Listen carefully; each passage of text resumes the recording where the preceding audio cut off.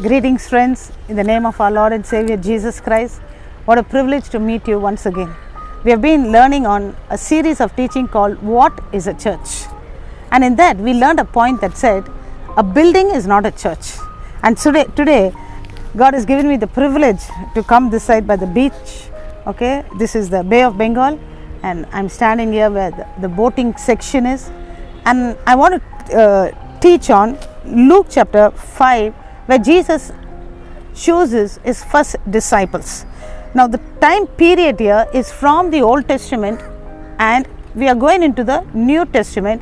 It's called the transitional period, okay, between the Old Testament and the New Testament. The church had not yet started. The age of the church has not yet started. The age of the church started on the day of Pentecost. But here it's a transitional period between the Old Testament, that is the Old Covenant, and the New Covenant. And right now we are seeing the people who have been awaiting for a long time for the Messiah. For the Messiah. We have a history here, about 2000 years of Israel's history we have in the Bible. Although the Bible, in the beginning, Genesis chapter 1 to 11, we don't have a time period. But from chapter 12, that is from the time Jesus called Abraham, we have a time period, a time section, about 2000 years of Israel's history. And from that very beginning, we see people were awaiting for a Messiah. And that awaiting for the Messiah started out in Genesis chapter 3 and verse 15, when God promised, He said, I will send the seed of a woman and she will crush the head of Satan. Satan will try to catch your, hind, your life. But the seed of the woman will come and crush his authority. And you find, friends, this from that very moment that Jesus spoke and promised a Messiah, from that time every incident, every chapter, every sentence, every word, it focuses or takes us towards the coming of the Messiah. And today we find here, Jesus in this place comes in as a Messiah. And that we find John the Baptist prepared the way. In Matthew chapter 3, when John the Baptist came and he said, behold the Lamb of God. He was standing like a river, this is a sea, but John the Baptist was standing near the river Jordan and Jesus was coming along and he said, behold the Lamb of God. To us, we may not have understand, we might not understand that sentence, we might not understand what is the importance of a lamb. But to every Jew, from the day that they started, the sacrifice, when Abraham started the sacrifice, when Adam, when God killed an animal and gave him the skin to cover his sin, from that very time we find that every Jew knows what it means to have a lamb in a house. Every household will have a lamb. That was one of the instructions, one of the laws that was given by Moses in the book of Leviticus. He said, every home shall have a lamb. That was done on the day of Passover also.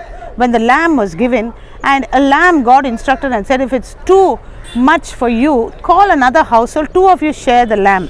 Okay, so today we are seeing that lamb that they sacrificed every day, a lamb, a cow, or whatever, according to their economical status. Some of them would sacrifice just a bird. That's what they did when Jesus was born. They took a pigeon. Okay, so same way we find every time, every year, they had seen the sacrifice procedure going on. They knew the importance of blood.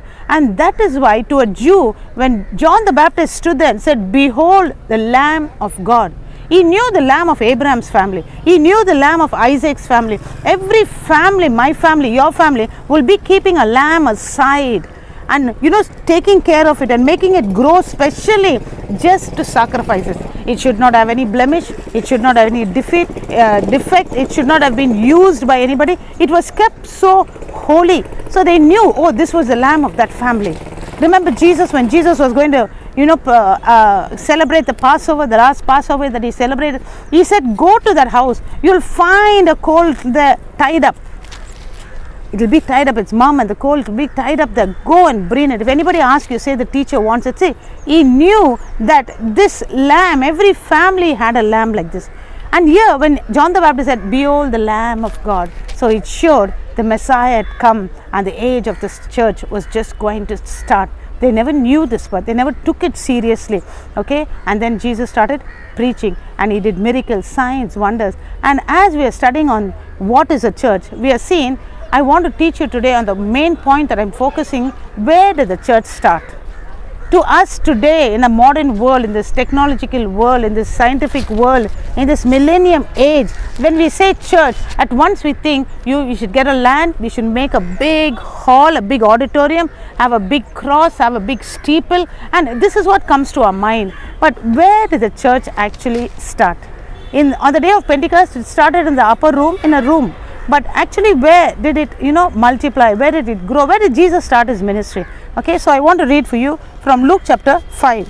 It says here, "So it was, as the multitude pressed about him to hear the word of God, that he stood by the lake of Gennesaret and saw two boats standing by the lake, but the fishermen had gone from them and were washing their nets. Then he got into one of the boats, which was Simon's, and asked him to put out a little from the land. And he sat down and taught the multitudes from the boat." Jesus never searched for a building. He never said, "I want to go and give a sermon. Kindly get me an appointment in a church building."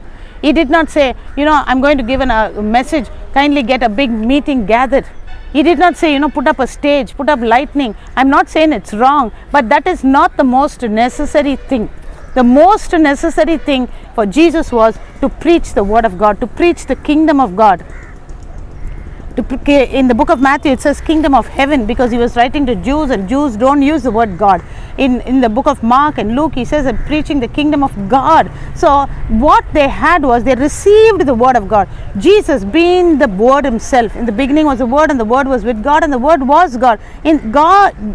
Jesus being the word himself is coming to speak the word now. So friends, first of all, if you want to, you want to serve Jesus, first you have to have I've already taught it in my message on evangelism. The first thing is, you need to get a vision, a call of God. Okay, you need that presence of God, and second, you need the power of God. And here Jesus, we find he had the vision because he came to save mankind, and that is the purpose of a church. Okay, the church are the called out people. It is not a building, it's the called out people. And the called out people, wherever they gather, wherever they go, wherever they see people that are lost, that is our key verse in Luke chapter 19 and verse 10. It says, "I came to seek and save that which was lost."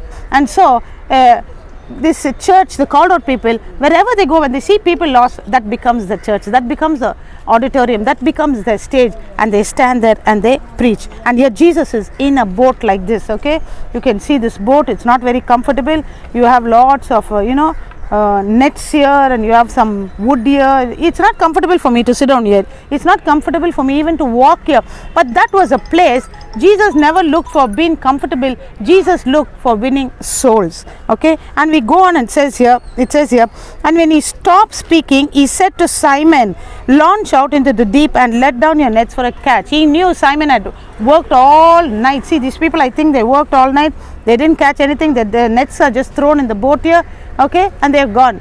If they had caught fish, it would be in the other section where they were selling fish. They did not catch, that's why it's in this section.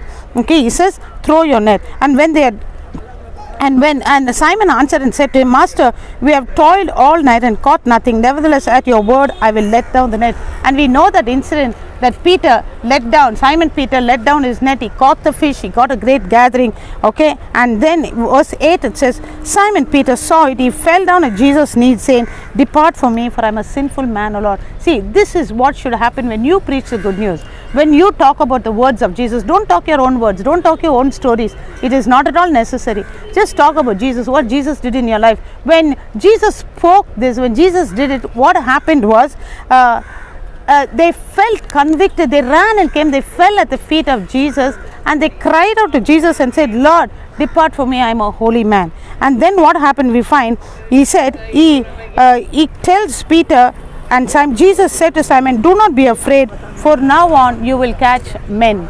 So see friends, Jesus knew that this man was a fisherman, this man who catches fish, this man who is hardworking, this man who knows how to catch the fish, how to struggle. He will not let one go.